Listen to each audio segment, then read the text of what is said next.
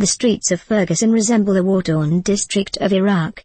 One U.S. military veteran says these tactics are wrong and will only make matters worse. In Iraq, I led a motley crew of soldiers, civilians, and contractors, who lived outside the wire in downtown Bakwa, advising the government of Iraq's volatile Diyala province in 2005-06. My team drove Iraq's roads, walked Iraq's streets, and regularly encountered improvised explosive devices, small arms fire, mortar fire, and other dangers during that dark and deadly time in Iraq. We wore body armor, carried semi-automatic rifles and pistols, and drove in armored Humvees, sometimes with drones or helicopters above. In other words, we served in one of Iraq's bloodiest cities, during the most violent time of the war, with the same gear that a civilian police department is now using in the small American town of Ferguson, Missouri, to quell civic disturbances there. Our wars have come home. American police have become increasingly militarized for decades, in a story told brilliantly by scholar Radley Borko in his primer on the subject.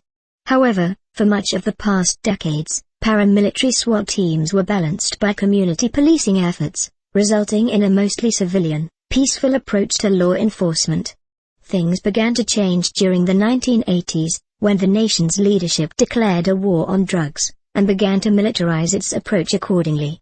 Congress allowed the Pentagon to give warfighting gear to police departments, and also created a number of exceptions to the historical rule precluding military involvement in law enforcement.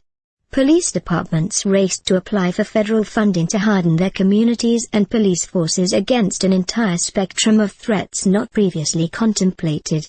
Sophisticated command and control systems migrated from the military to law enforcement, alongside powerful surveillance and investigative tools first developed for the military and intelligence community. Police departments touted their use of military counterinsurgency techniques, learned from Army field manuals and returning veterans. And, most recently, as the wars in Iraq and Afghanistan have wound down, the Defense Department has aggressively transferred combat gear to civilian law enforcement agencies at home, more than $400 million worth in 2013 alone. According to a USA Today report, police forces in the same county as Ferguson received advanced rifle sights and night vision equipment between 2012 and 2014. The net effect is a Ferguson Police Department in name only. In terms of its equipment, organization, and deployment methods, the Ferguson force looks more like an infantry or military police company in Iraq. Its police wear the same body armor, carry the same semi-automatic M4 carbines and semi-automatic pistols, patrol in similar fireteam and squad formations, and employ similarly aggressive tactics towards a population perceived to be hostile.